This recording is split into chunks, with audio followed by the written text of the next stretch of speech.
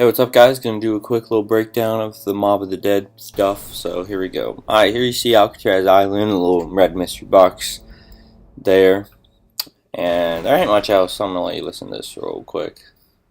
They say a man is known by the company he keeps. I guess that's why they call me a mobster. I wanted Right here, I'd like to point out the date is June 13th, 1932, like Sal DeLuca to know my on that name. He built an little entire thing. empire. There we get Mini Uzi, look at that. You can see right there, so we get that gun. Prostitution and booze, right under the noses of the cops. Alright, here, pay attention to this guy. He looks kind of awfully familiar. Boom, he looks just like this officer. In the side-by-side look, they look exactly the same. Got the same exact nose. I don't know if anyone else pointed that out in the videos, but I thought I would. That was my job. Ice them, burn them, so long as it made the headlines.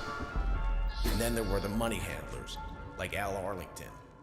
If you can get past the greasy smile and there's the that LSAT. you were being conned out of your very soul, Random paper. Arlington was your man. Right here, I'd like to say sickness hits hard in slums. Also, one of the other newspapers talks about it as some sort of plague. I don't know if that has anything to do with the zombie outbreak, but we'll see when we come to that. Too bad she sold Here's the Tommy gun. That's how I ended up here. There's some more views of the island. There's the gun right back there. Can't really point out what it is. Don't know if it's a gun or some other thing. I have no idea. And we were about to find out why.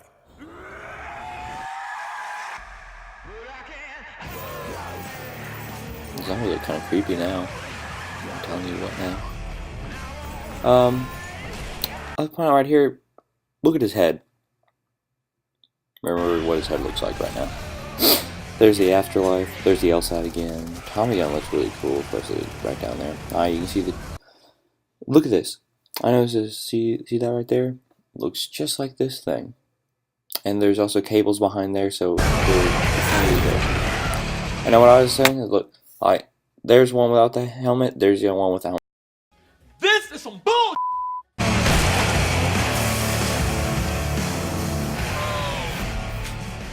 There's a look at the AK.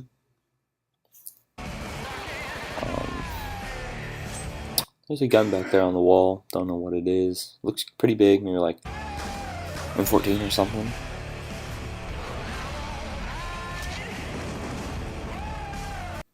Right here we can see the LSAT and I'd like to point out that sign right there. This is roof on it. Just pay attention to that. There's the B-23R on the wall there. Tomahawk. Looks really cool. Looks kind of Native American. There's a plane now. In that previous picture, you can see the little stripes, so that's where he was with the LSAT. I don't get what's up with these fireworks that are right here. And when you take off, there's some right there too. I don't know if those are other people signaling to that to go there, or if they're just there for show or what.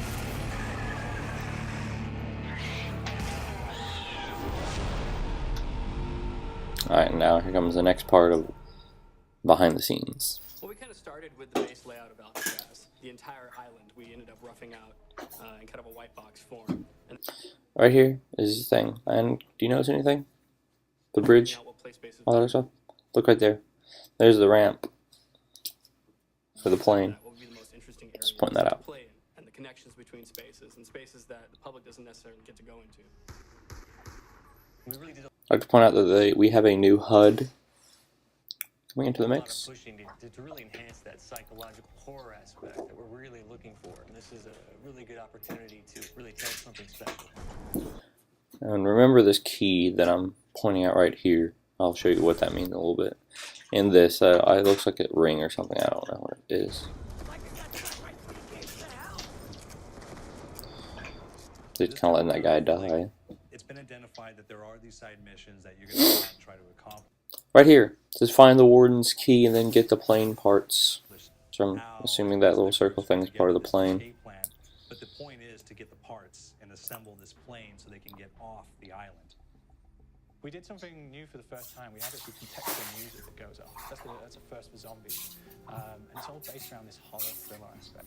Every location will have a specific stinger that you hear when you find it, when you discover it, when you start unraveling the story, we start building on the music that you're hearing. There's the thingy on the bridge. Going along with it in parallel.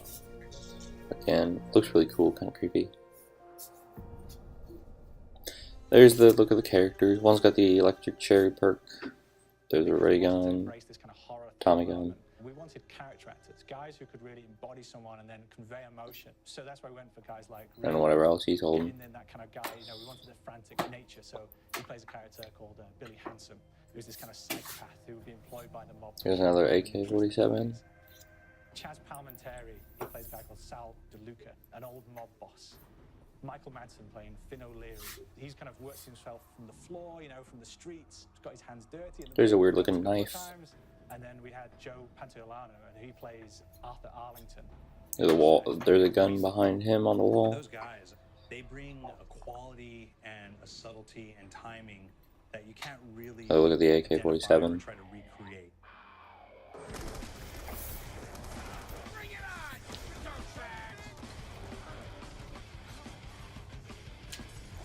You start off in the afterlife mode, and that's just going to be. These are those characters. I'm assuming you can take control of them since they're kind of just sitting there.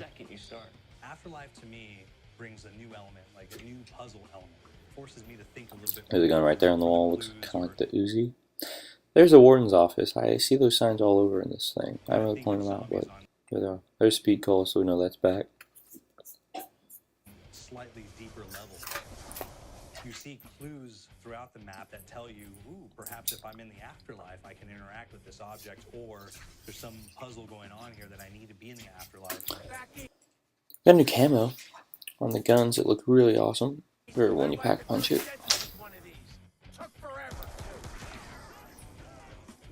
Alcatraz has a Civil War kind of fort background before it turned into a penitentiary. And so we had this kind of backstory, the idea that the warden would have collected Civil War weapons. There's the Blundergat, a mix between a blunderbuss and a Gatling gun. Looks really cool. I just thought that was a cool picture. But the idea of the combination between a blunderbuss and a Gatling gun. And possibly, there might be a way of upgrading it to a more fantastical weapon that the players may find.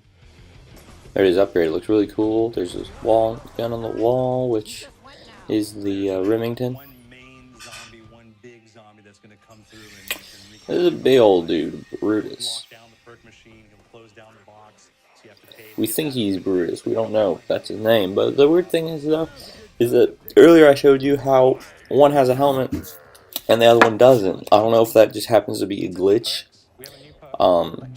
There's electric chariot, gonna cost 2,000. I'll show you what it does here in just a second.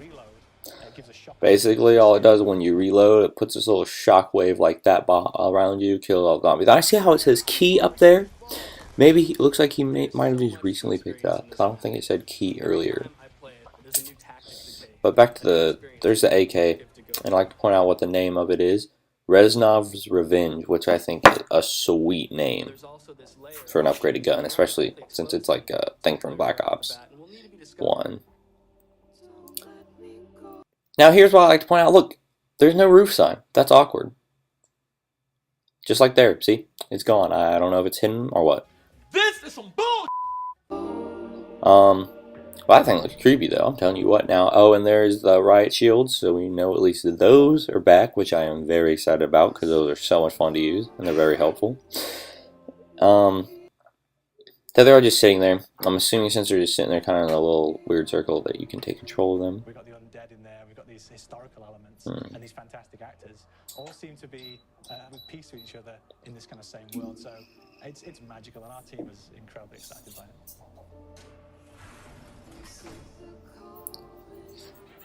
And that's going to about do it for this breakdown. There ain't much else to talk about, really. So this is DarthVaderTX, and I'll leave you with this.